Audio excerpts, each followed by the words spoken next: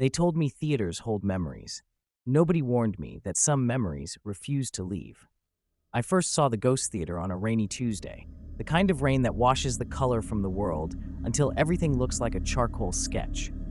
It crouched at the end of a narrow street, a stone face with a pediment like a closed eye and a set of stairs that led to doors that had not been used in a long time. A carved sign read Ghost Theater, weathered the same way old bruises fade but never heal. I parked too close, as if proximity would somehow explain the chill that crawled up my spine the moment I stepped out of the car. My name is Alex. I make short documentaries about urban decay, abandoned cinemas, shuttered hotels, places people forget until something remembers them again. That evening, I carried only a camera, a notebook, and a flashlight, whose batteries hummed like a small, tired insect. The air smelled of wet stone and the thin, metallic tang of old seats. There was a softness to the sounds around me, a distant coughing wind, the scuff of my own shoes, a clock somewhere in the neighborhood trying to stay honest. The theater's front doors were locked, but one of the side windows had been pried open, jagged glass catching the lamplight like teeth. Inside, the lobby breathed with an old, domestic kind of dust, the sort that settles into your lungs and your memory at the same time. The walls were papered in faded maroon, floral patterns melted into stains. Posters for plays I had never heard of peeled like fallen skin. The lobby smelled of mildew and a hint of something sweeter beneath it, like the memory of perfume. My flashlight found a staircase leading down.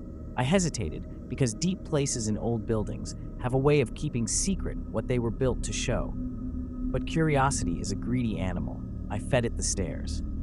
The theater's auditorium hit me like a held note finally released. Rows of cracked velvet lounged in darkness.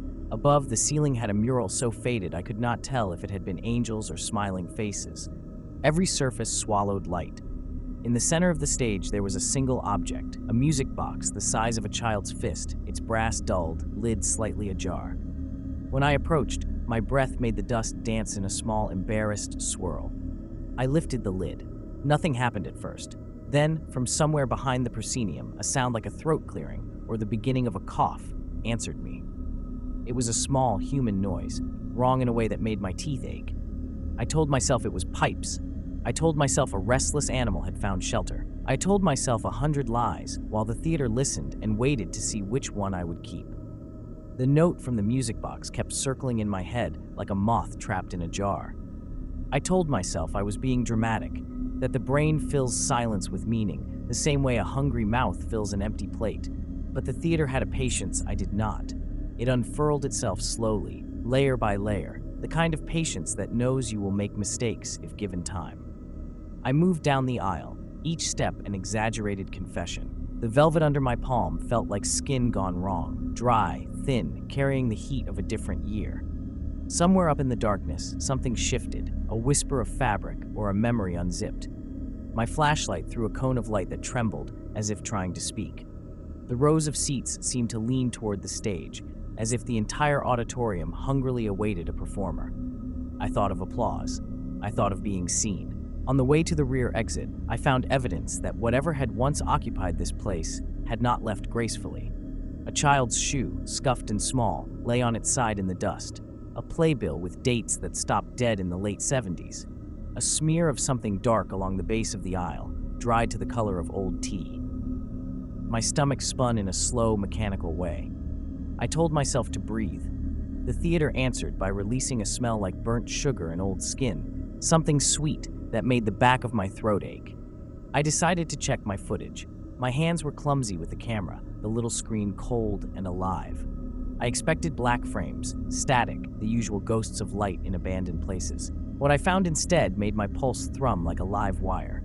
There were clips, short, grainy, and recorded from angles I hadn't chosen. An empty stage, then a slow pan to the wings, then me, sitting in a seat I remembered never taking, watching something unseen.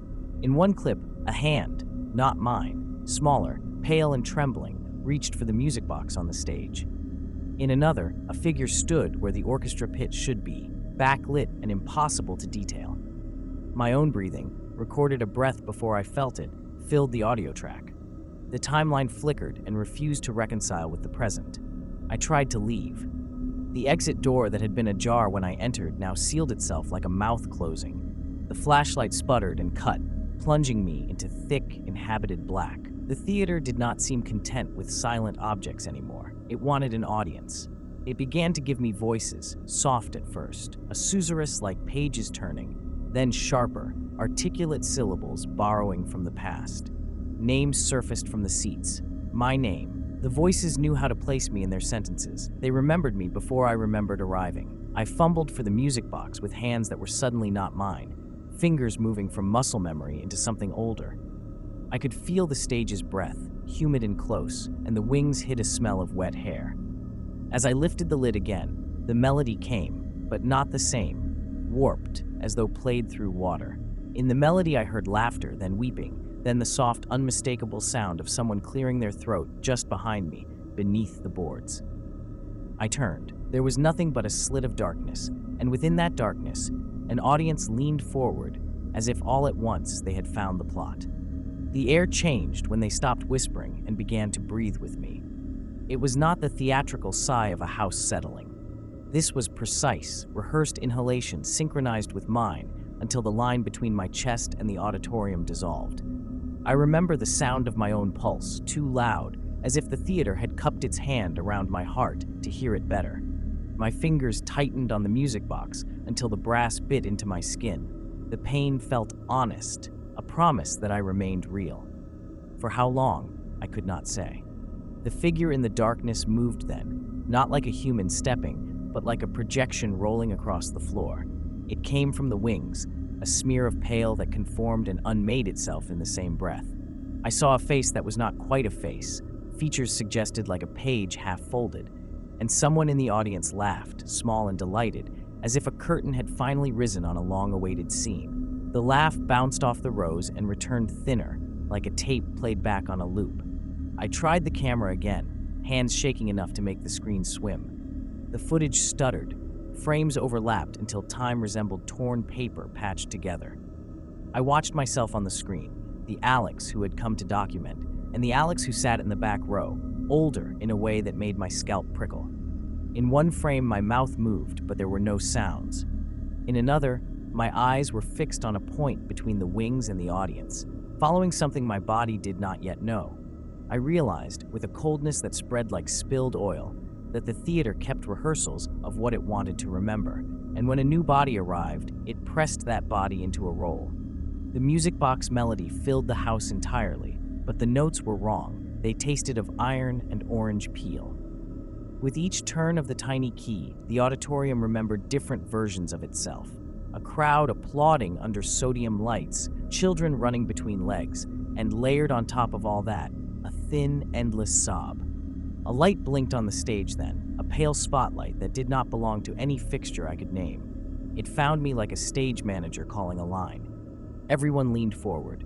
The theater was finally ready for its protagonist. I stood because my legs remembered how actors stand, square, open, preparing to speak. The thing from the wings unfolded into a chair, and the chair into a person with the posture of someone who had been waiting a very long time. It held a script that smelled of dust and rain. When it looked at me, there was a familiarity that felt like betrayal. It knew my childhood nickname, the scent my mother used, the exact rhythm of my laugh. I felt my life cataloged into stage directions, each memory pinned to a page. There was no real escape. The doors had become part of the set. The camera recorded me as I read lines I had never written. My voice returned to me as someone else's echo. I tried to break the box, to wrench it and fling it into the stalls, but my hands moved as if someone else was puppeteering the skin that covered my bones. The audience clapped at intervals, a slow, polite applause that matched the cadence of the music box. When I mouthed the last words they had given me, the applause swelled into something ravenous. Afterward, the lights went out so quietly I could not tell when they had left. The last thing the camera saved was my face, close and tired, mouthing a single sentence that made no sense now. Don't let them take the last seat. The file corrupted at the very end, a smear of static where a mouth should have been. I can still hear the chairs settling. I can still smell the burnt sugar and wet hair. My voice trembles even as I tell you this, and somewhere behind me, or perhaps inside me, a hand turns the little key. They are waiting. Subscribe to Horror Story Bar.